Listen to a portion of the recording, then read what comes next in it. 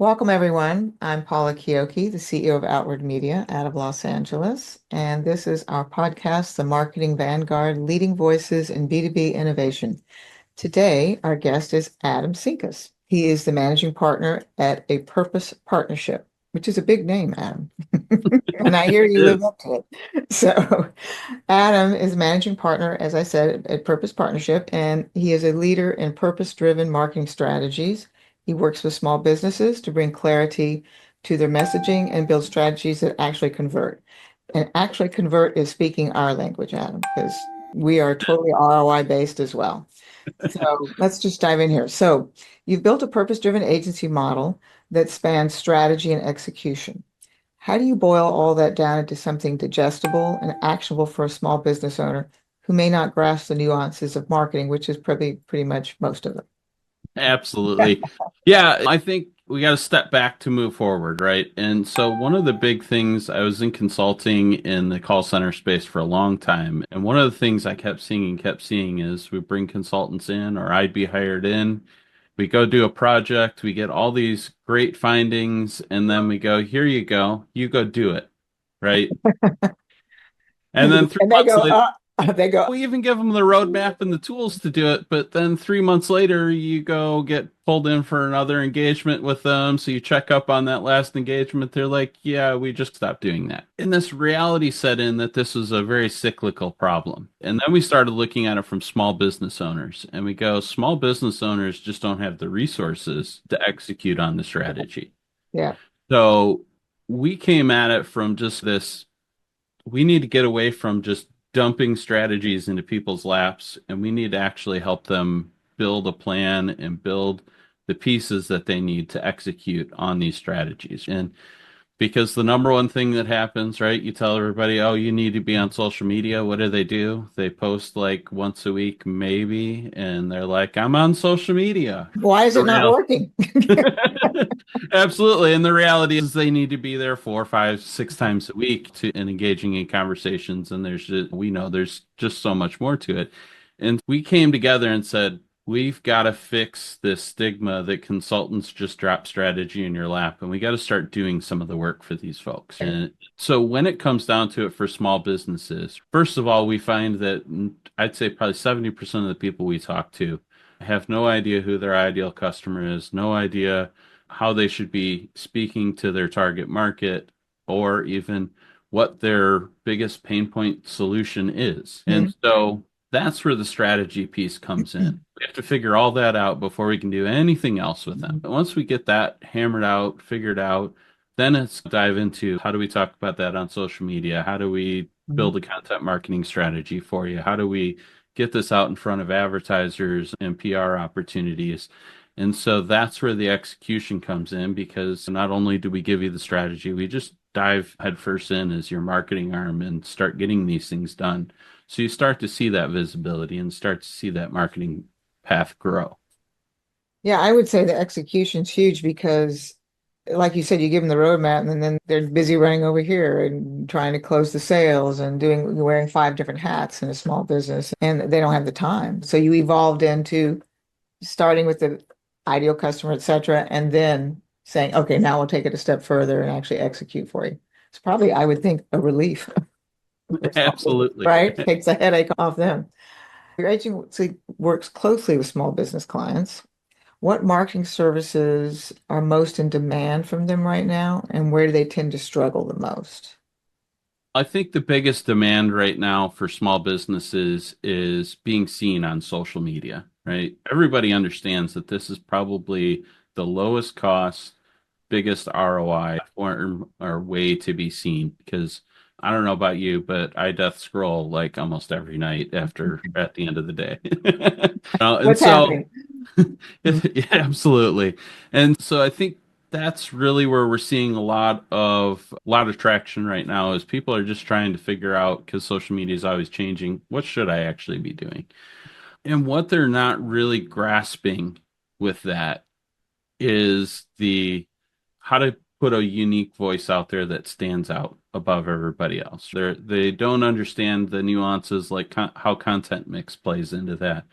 whether I should just be all sales posts, which is right for some people, but not Yeah. everybody, or whether I should be value led or tips and tricks or industry led and all those kind of little nuances that come with how we message out.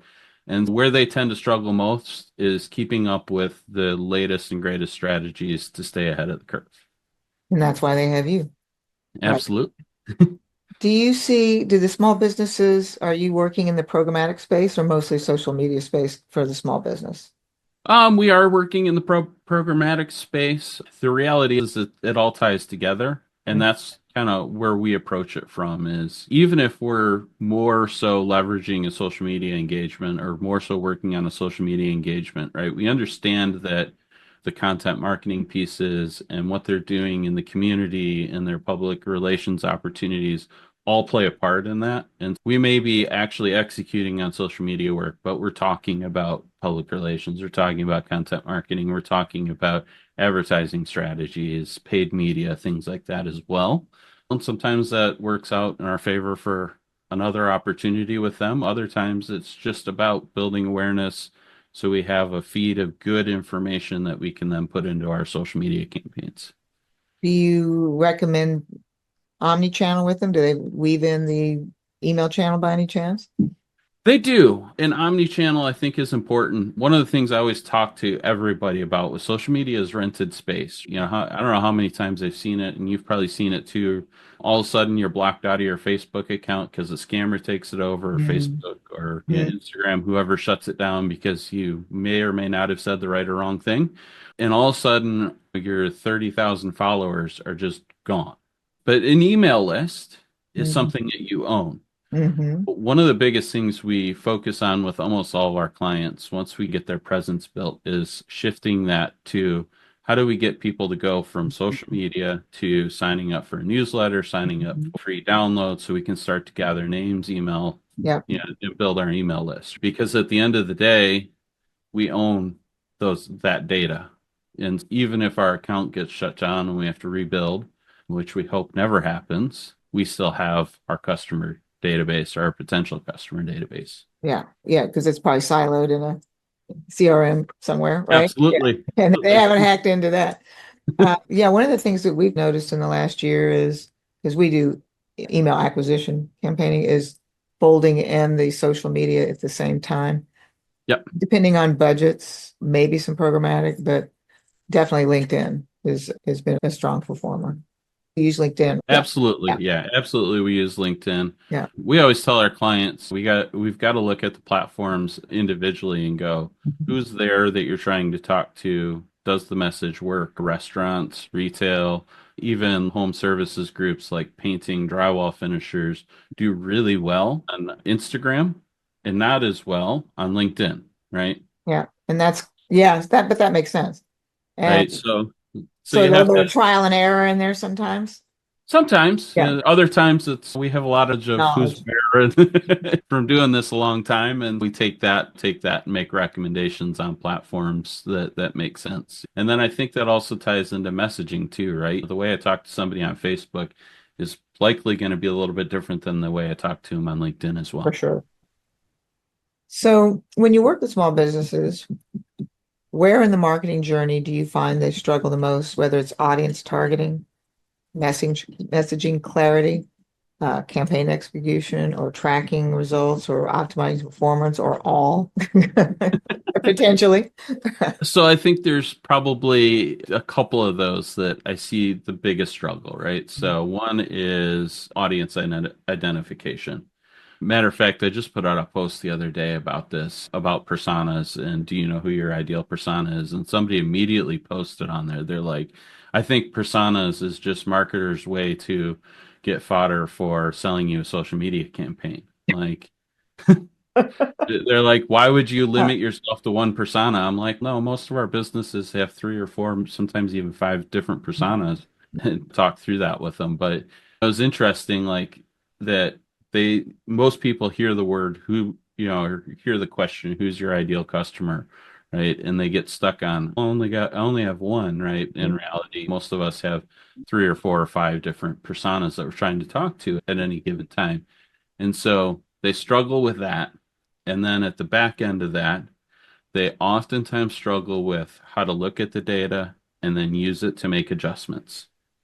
And so you assist in that as well, correct? Absolutely. Every month we talk to our clients at the end of the month or the beginning of the next month. We look at all the reports, we go through the data, we go through the posts, and we go, here's what worked, here's what didn't work, here's how we're going to shift next month, here's what that looks like.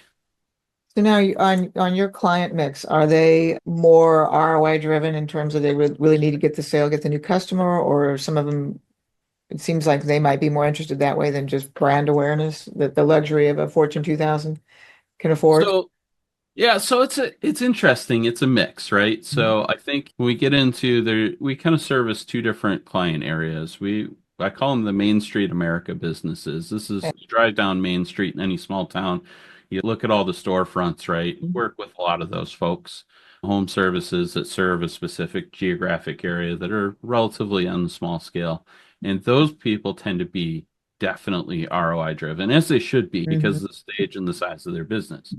However, we also do work in the technology sector as Okay. well. And so the technology sector a lot of times is less about direct ROI, more about brand awareness, just because Okay. there's so much software out there and so much technology coming all the time that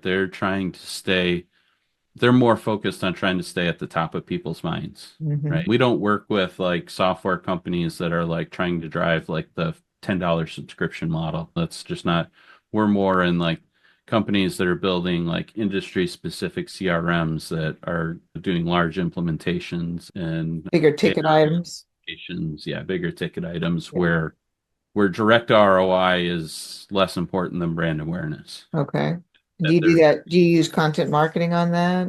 Yeah. We do, yeah. Yeah. So it's a mix of social media. So we believe in the build once, use many philosophy. So we'll take things like maybe we get them an interview with a local news station. We'll take that video footage, we'll Mhm. chop it, turn it into a blog, and then we'll take that blog and we'll chop it up and turn it into 8 or 10 different social media posts and Yeah. micro videos and things like that. And so one 5 minute news segment could potentially be 30 or 40 pieces of content, Oh, wow. Okay. depending And on your staffing does that?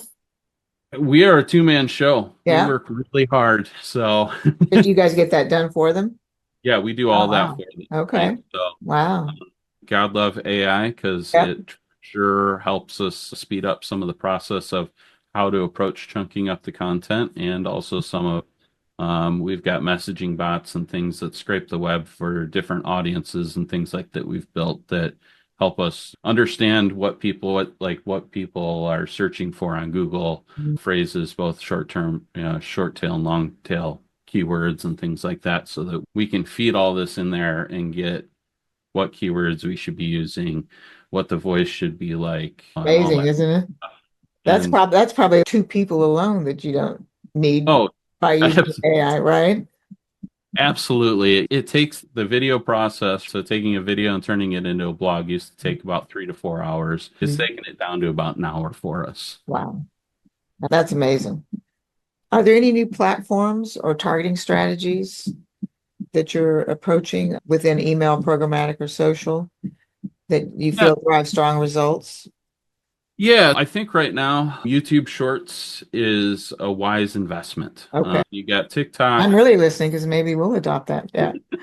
TikTok and Lemonade Okay. are kind of sister platforms. We're still kind of learning Lemonade. From what we've gathered, it's Instagram that's video based, right? Video based. I think short video is still really powerful. I always warn people from the walking cell phone videos because those types of videos are being less tolerated because of how content is being created these days. When videos coming out, they're really starting to hit the mainstream and these short videos are coming out 5, 6, 7 years ago now. You could get away with a daily walk in your neighborhood, just hold your phone up like this and have Yeah. a conversation. And I Yeah. think there's some merit and value to that, but I also believe that because of things like ring lights and all the technology we have for video recording, our audiences are demanding more engaging, better quality videos Better than that. quality. Yeah. So, What we've so been advising our clients as well, like a little short, and we actually put them in within the email as well for the email yeah, marketing side, the little clip. Yeah. yeah, Absolutely. Love that. We dump them on websites. We dump them in the middle of blogs too. That's the misnomer, right? Like turning a video into a blog is I don't even need to have the original video in the blog. I can just take snippets and drop that in the middle of the blog is even just audio snippets. I've done that as well and seen success with that as well.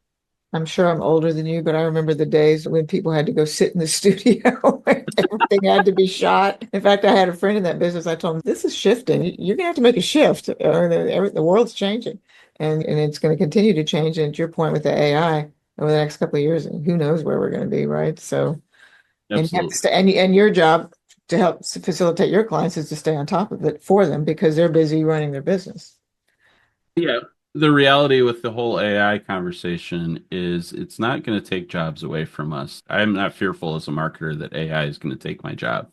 We have to understand as marketers how to stay on the forefront of it and how to use it faster and more efficiently More than, efficiently. Yeah, than for the alone. desired results, definitely. So we like to end with fast forward 2 years. What's your bold prediction about what will define successful B2B marketing in 2027, if you have one?